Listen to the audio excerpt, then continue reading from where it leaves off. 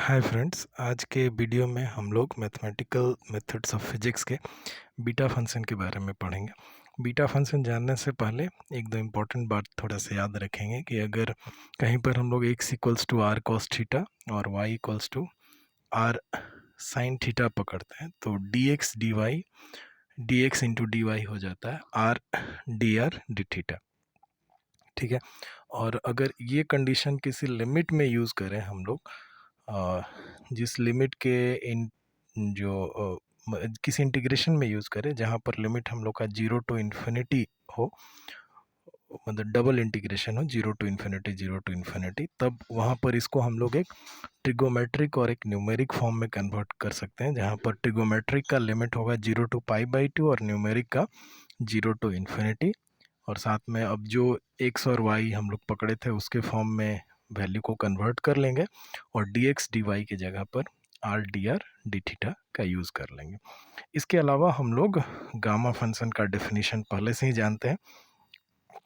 तो gamma function equals to होता है कितना, इंटीग्रेशन लिमिट 0 से इन्फिनिटी तक t to the power x minus 1 into e to the power minus t d t. ठीक है, तो ये गामा फंक्शन का डेफिनेशन याद रखेंगे। इसके पहले वाले वीडियो को फॉलो कर लेंगे तो हम लोग गामा फंक्शन के बारे में बहुत सा आइडिया हो जाएगा जो इधर की तरफ यूज़ में आएगा। अब देखते हैं कि बीटा फंक्शन का थोड़ा हिस्ट्री जान लिया जाए। तो बीटा फंक्शन को हम लोग Euler integral of first kind भी कहते हैं। ये कैलकुलस और एनालिसिस में बहुत ज़्यादा ही यूज़फुल है क्योंकि ये गामा फंक्शन से क्लोजली रिलेटेड है। और गामा फंक्शन हम लोग जानते हैं कि हम लोग गामा फंक्शन को के हेल्प से कॉम्प्लेक्स इंटीग्रल को सिंपल में कन्वर्ट कर सकते हैं, और हम लोग वो फैक्टोरियल फंक्शन का यूज़ करके उसको हम लोग आराम से फैक्टोरियल में भी कन्वर्ट कर सकते हैं, जिससे और हमारा कैलकुलेशन इजी हो जाता है। तो बीटा और गामा के हेल्प से हम लोग बहुत सारे कॉम्प्लेक्स इंटीग्रल को ईजिली सॉल्व कर पाते हैं।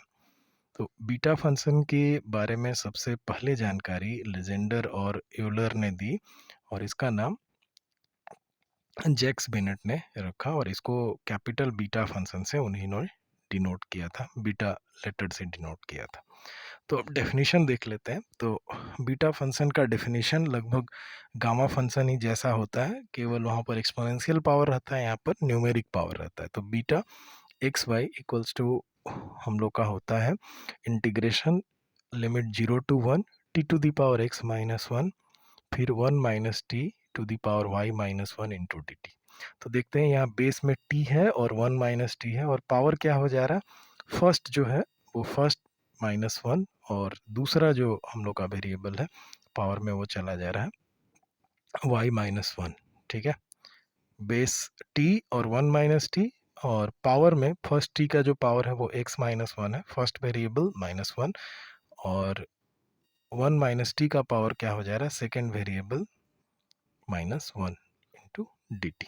ठीक है, तो ये बीटा फंक्शन का डेफिनेशन, ये बहुत काम की चीज़ है। अब प्रॉपर्टीज देखते हैं। तो फर्स्ट प्रॉपर्टी वही कि beta x y equals to beta y x के इक्वल होता है। तो सबसे पहला बात हम लोग बीटा एक्स वाई का डेफिनेशन लिख लेते हैं। अब यहाँ पर ट्रिगोमेट्री का ये डेफिनेट इंटीग्रल का एक आइडेंटिटी है कि अगर 0 टू ए तक लिमिट हो इंटीग्रेशन का और एफ एक्स डी एक्स हो, तो हम लोग अपर लिमिट से इस x को अगर माइनस कर दिया जाए तब, और लिमिट बिना चेंज किए हुए ही दोनों इंटीग्रल का वैल्यू सेम होगा। यानी एफ एक्स को अगर एफ ए माइनस एक्स से रिप्लेस कर दिया, अपर लिमिट से एक्स को माइनस कर दिया, तब भी इंटीग्रल में कोई चेंज नहीं होगा। तो यही प्रॉपर्टी हम लोग अपने इंटीग्रल में यूज़ करते हैं यहाँ पर। यानी जहाँ पर हम लोग का अपर लिमिट कितना है, टी है, तो जहाँ पर हम लोग के बेसिस हैं या फंक्शंस हैं वहाँ पर हम लोग 1 माइनस उस फंक्शन को कर देंगे, तब भी लिमिट में कोई चेंज नहीं आना चाहिए, बीटा फंक्शन में कोई चेंज नहीं आना चाहिए। तो हम लोग का पहला जो बेस है वो टी है, तो यहाँ पर कर देते हैं 1 माइनस टी। दूसरा कितना है, 1 माइनस टी है, तो यहाँ पर भी 1 माइनस टी कर देते हैं। तो इस नियम के हिसाब से बीटा फंक्शन में कोई चेंज नहीं आना चाहिए, यानी ये बीटा एक्स वाई ही होगा। अब इसको हम लोग सिंप्लीफाई करते हैं। तो 1 माइनस टी का पावर x माइनस 1 रह गया, यहाँ से 1 कैंसिल हो जाएगा, t to the power y minus 1 d t हो जाएगा।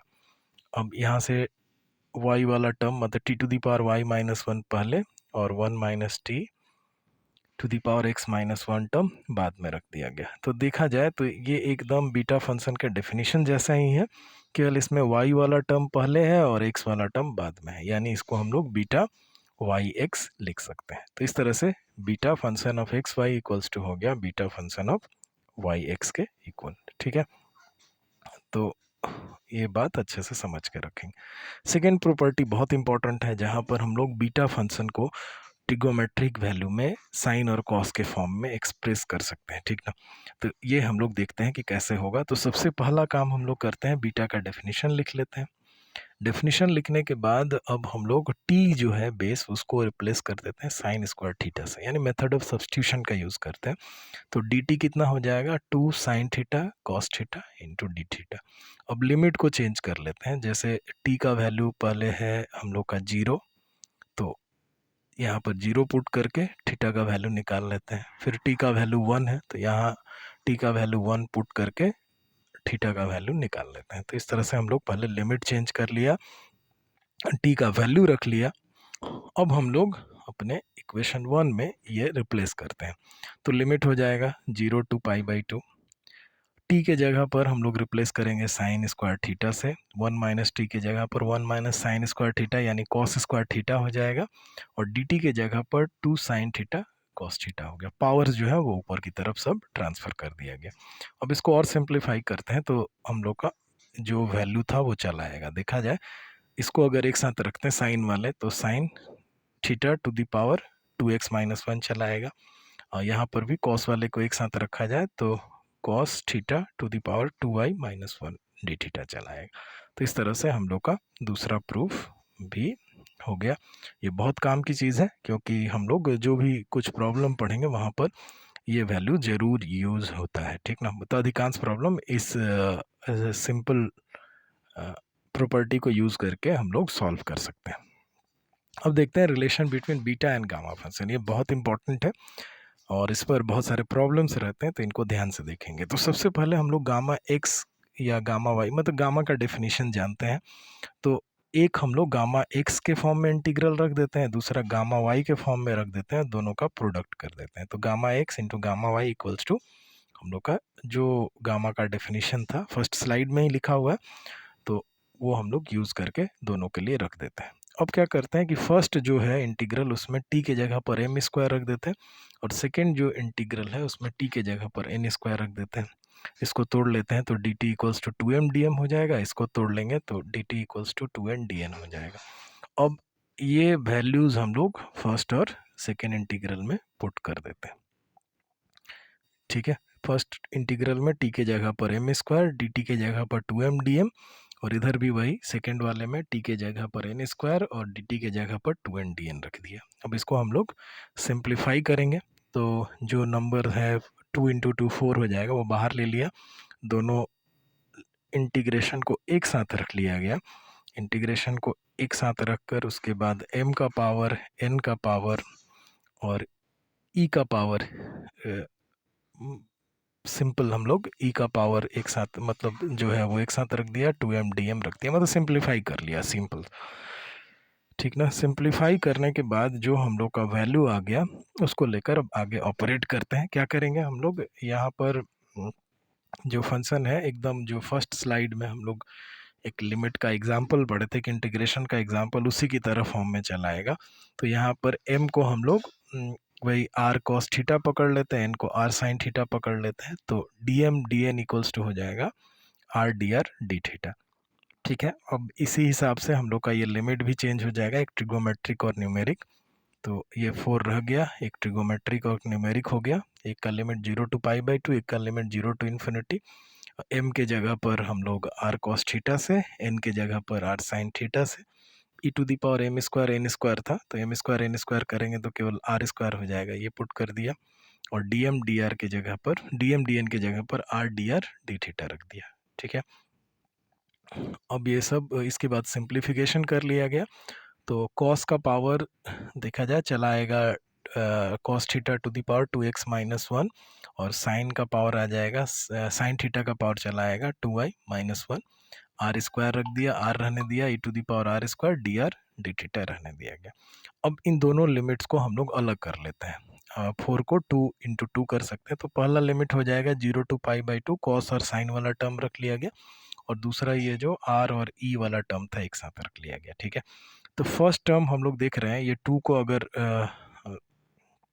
हम लोग डेफिनेशन में पढ़ें कि जो भी ये टर्म है, मतलब फर्स्ट वाला जो टर्म है, इसको हम लोग किससे रिप्लेस कर सकते हैं? बीटा से रिप्लेस कर सकते हैं। तो ये बीटा x इंटू वाई हो गया। ठीक ना, देखा जाए हम लोग ये डेफिनेशन अभी थोड़ा देर पहले ही प्रूव किए थे कि अगर ऐसा कुछ रहता है तो इसको हम लोग कितना से रिप्लेस कर सकते हैं?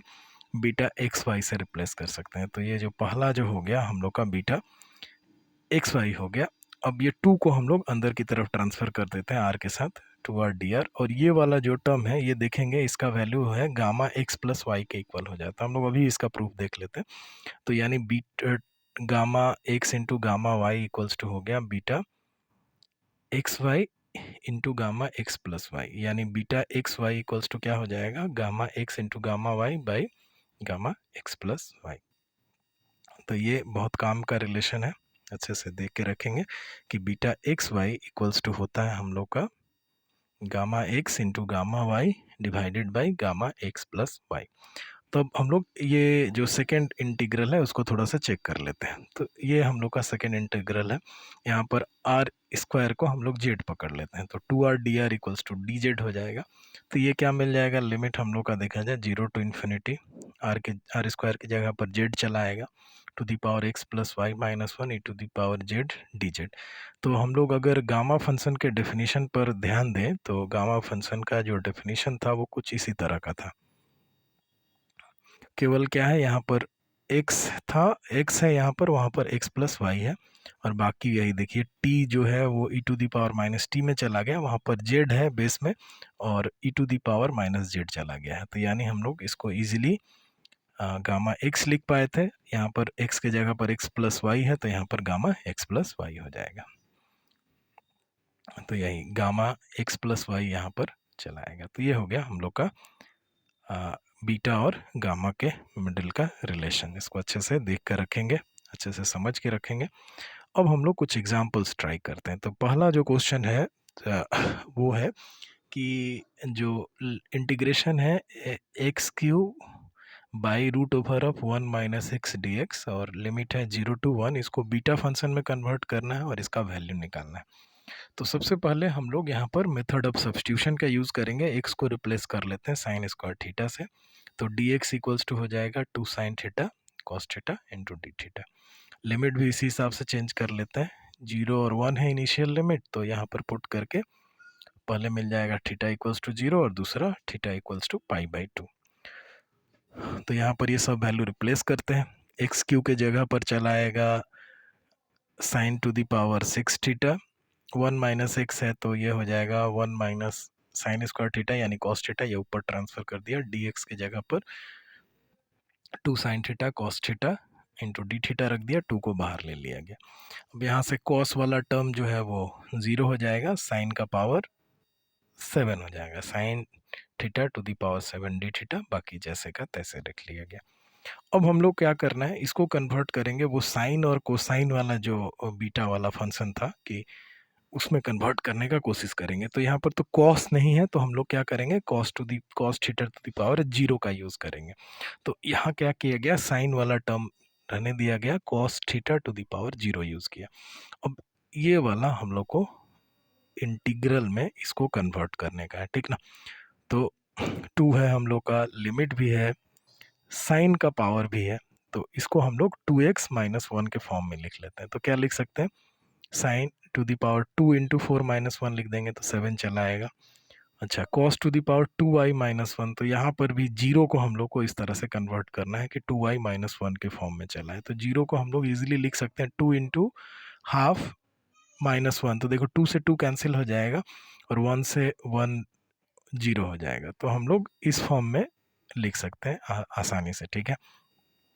तो ये हम लोग इस इंटीग्रल को ऐसे कन्वर्ट कर लिया, इस फॉर्म में चला है। तो इसको हम लोग लिख सकते हैं बीटा एक्स की जगह पर कितना है 4, तो बीटा 4 और y की जगह पर हाफ, तो बीटा 4, बीटा फंक्शन ऑफ 4, चला आया। ठीक है, अब हम लोग इसको गामा फंक्शन में कन्वर्ट कर लेते हैं। जानते हैं कि beta x comma y equals to होता है gamma x into gamma y by gamma x plus Y.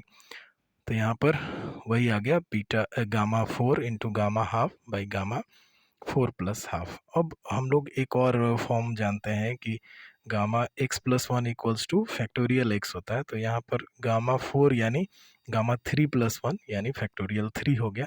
ये जैसे का तैसे लिख दिया गया, ये वाला टर्म भी हम लोग ऐड करके लिख दिया गया। अब हम लोग गामा का एक और वैल्यू जानते हैं, गामा का एक और रिलेशन जानते हैं कि गामा, ये हम लोग को याद होगा गामा फंक्शन में पढ़े हैं, gamma x plus 1 equals to होता है x into gamma x. Okay, तो ये वाला यूज़ करते हैं नीचे की तरफ। तो गामा 9 प्लस 2 यानी कितना हो जाएगा, गामा 9 प्लस 2 यानी हो जाएगा हम लोग का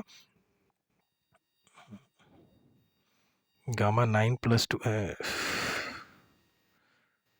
ये हो जाएगा गामा 9 प्लस 2 यानी हो जाएगा 7/2 प्लस 1, यानी इसको लिख सकते हैं हम लोग 7/2 इंटू गामा 7/2। ठीक है, तो ये 7/2 रह गया। फिर 7/2 को हम लोग क्या कर सकते हैं 5/2 प्लस 1, तो 5/2 चला आएगा। तो फिर आ जाएगा हम लोग का 3/2 प्लस 1, तो 3/2 चला आएगा। फिर इसी तरह से लास्ट में गामा हाफ चला आएगा। ठीक ना, तो इस तरह से हम लोग तोड़ते चले जाएंगे ये वाला फॉर्म यूज़ करके, जो ऊपर लिखा हुआ है वो वाला फॉर्म यूज़ करके। तो अब ये गामा हाफ कैंसिल हो जाएगा, फैक्टोरियल 3 का वैल्यू हम लोग तोड़ लेंगे और इसको सिंप्लीफाई कर लेंगे, तो 32/35 चलाएगा। ठीक है, तो ये बात हम लोग याद रखेंगे। ठीक है, तो इसी तरह के क्वेश्चंस आते हैं एग्जाम में। नेक्स्ट क्वेश्चन अब हम लोग ट्राई करते हैं। नेक्स्ट क्वेश्चन है कि ये बहुत काम का क्वेश्चन है, अच्छे से समझ के रखेंगे कि जो हम लोग का 0 टू π/2 तक कोई एक इंटीग्रेशन दिया है, sign theta to the power p और cos theta to the power q d theta है, इसको बीटा फंक्शन के टर्म में और गामा फंक्शन के टर्म में एक्सप्रेस करना है। तो सबसे पहले हम लोग बीटा का डेफिनेशन ये जानते हैं कि बीटा mn रहे या बीटा xy रहे, तो इसको क्या लिख सकते हैं 2 into 0 to π/2 sine 2m minus 1 into theta cos to the power 2n minus 1 into theta into d theta, ये लिख सकते हैं। और एक बात हम लोग थोड़ा सा ये नीचे की तरफ देख के रखते हैं कि अगर इस तरह का कोई है 2r माइनस 1 कुछ है, उसको अगर z पकड़ लिया जाए तो r का वैल्यू हो जाएगा z प्लस 1/2, यही काम में हमको लाना है। तो इसमें कन्वर्ट करेंगे तभी हम लोग को बीटा मिलेगा। तो हम लोग ये वाला जो टर्म है इसको कन्वर्ट करने का कोशिश करते हैं इसमें, तो ये वाला वैल्यू यूज़ करते हैं इस तरह का। तो यहाँ पर p अगर है तो p को हम लोग क्या लिख सकते हैं, ये फॉर्म अगर यूज़ किया जाए तो 2 इंटू पी प्लस 1/2 माइनस 1, ये हो गया। और q को क्या यूज़ कर सकते हैं 2 इंटू क्यू प्लस 1/2 माइनस 1। तो देखा जाए ये p के जगह पर इतना लिख सकते हैं, सिंप्लीफाई करेंगे तो p ही मिलेगा, इसको सिंप्लीफाई करेंगे तो ये q ही मिलेगा।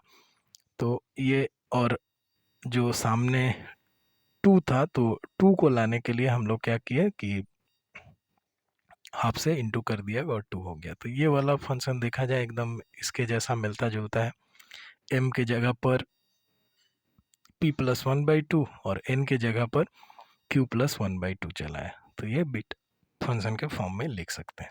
ठीक है, हाफ हम लोग का ये जो था वैसे का वैसे रह गया। अब बीटा x प्लस वाई को क्या लिख सकते हैं gamma x into gamma y by gamma x plus y, तो इस फॉर्म में हम लोग लिख देते। इस तरह से हम लोग बीटा और गामा फंक्शन में एक्सप्रेस कर सकते हैं। ओके, तो ये बात अच्छे से समझ के रखेंगे, अच्छे से याद रखेंगे। अब हम लोग नेक्स्ट देखते हैं कि अगर मान लिया जाए 0 to π/2 root cot theta d theta है, तो इसको गामा फंक्शन के फॉर्म में कैसे एक्सप्रेस करेंगे। तो देखा गया 0 टू π/2 जो हम लोग का है, इसको हम लोग 0 to π/2 integration root over of cot theta d theta, तो कॉट को लिख सकते हैं root over of sine theta by cos theta by sine theta लिख सकते हैं। अब इसको हम लोग अलग अलग कर लेते हैं, कॉस का पावर हाफ हो जाएगा और साइन का पावर माइनस हाफ आ जाएगा। सामने की तरफ फिर उसी तरह से 2 लाना है तो हाफ से मल्टीप्लिकेशन कर लेंगे। मतलब अल्टीमेट हम लोग का गोल यही है कि बीटा वाले फॉर्म में कन्वर्ट करना। फिर अब देखा जाए हाफ जो है तो इसको इस तरह से लिख सकते हैं, 2 इंटू x-1 या 2 इंटू m-1 के फॉर्म में कन्वर्ट करने के लिए इधर भी हम लोग वही फॉर्म यूज़ किया गया। तो ये हम लोग का एकदम बीटा एक्स वाई के फॉर्म में या बीटा एम एन के फॉर्म में चला है, तो ये लिख लिया beta x into beta y. ठीक है, इसको सिंप्लीफाई कर लेंगे तो इतना चला आएगा। अब क्या करते हैं, इसको गामा वाला रिलेशन जो है उसको यूज़ करके इजीली कन्वर्ट कर लेते हैं। तो हाफ जैसे का तैसे रह गया, बीटा एक्स इंटू वाई है तो beta gamma x into gamma y by gamma x plus y. तो ये वैल्यू हम लोग पुट कर लिया। इसको अब सिंप्लीफाई कर लेंगे, गामा 1 का वैल्यू 1 होता है, बस इतना चला आएगा। तो ये सिंपल सी बात है। जब भी ट्रिगोमेट्रिक फंक्शन रहेंगे तो हम लोग ट्राई करेंगे कि उसको किसी तरह से हम लोग ये वाले वैल्यू में इस वाले रिलेशन में कन्वर्ट करें। जो भी ट्रिगोमेट्रिक वैल्यू रहेंगे उसको हम लोग इसमें कन्वर्ट करने का कोशिश करेंगे, तब हम लोग का ईजिली सॉल्व हो जाएगा, ईजिली वैल्यू हम लोग को मिल जाएगा। ठीक है, तो ये गया हम लोग का थर्ड क्वेश्चन। अब देखते हैं फोर्थ क्वेश्चन की तरफ। ये गामा हाफ का वैल्यू निकालने के लिए उधर भी पढ़े थे, यहाँ भी देखना, यहाँ थोड़ा और इजी हो जाएगा। तो एग्जाम में जनरली आए तो ये बीटा फंक्शन वाला ट्रिगोमेट्रिक वैल्यू है, यही यूज़ करके निकालना सुविधाजनक होता है। तो हम लोग जानते हैं कि ये हम लोग देखें कि 0 to π/2 sine theta to the power p cos theta to the power q d theta रहता है। तो इसको इस फॉर्म में लिख सकते हैं कि gamma p+1/2 into gamma q+1/2 into divided by 2 into gamma p+q+2+2 लिख सकते हैं। अभी ये हम लोग प्रूफ किए क्या, यहाँ पर ये वाला जो हम लोग का प्रूफ आया वो इसी तरह का था कि ऐसे हम लोग कन्वर्ट कर सकते हैं। अगर इंटीग्रेशन इस तरह का रहे तो ऐसे लिखा जा सकता है। तो ये लिखा गया। अब यहाँ से क्या करते हैं, हम लोग P और Q को 0 पकड़ लेते हैं। P और Q को 0 पकड़ लिया जाए तो यहाँ पर भी साइन का पावर 0 कॉस का पावर 0, तो केवल डी थीटा बच जाएगा। लिमिट जो है वैसे का वैसे रह जाएगा।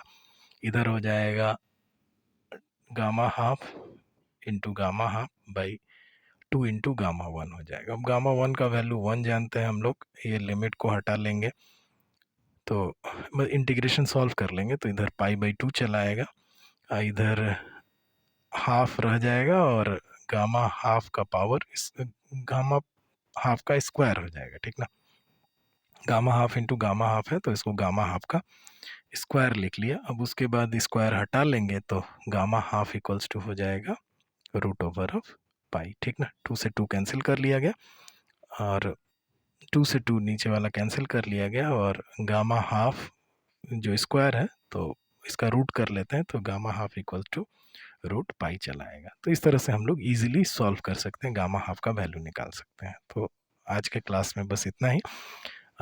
वीडियो के साथ मैं बीटा फंक्शन का कुछ क्वेश्चंस अपलोड कर दूंगा, उनको ज़रूर सॉल्व करिएगा और मैं जल्दी से जल्दी ट्राई करूंगा कि उनका आंसर या कंप्लीट सोल्यूशन जो है आप लोग तक पहुंचा दूँ। ठीक है, थैंक यू।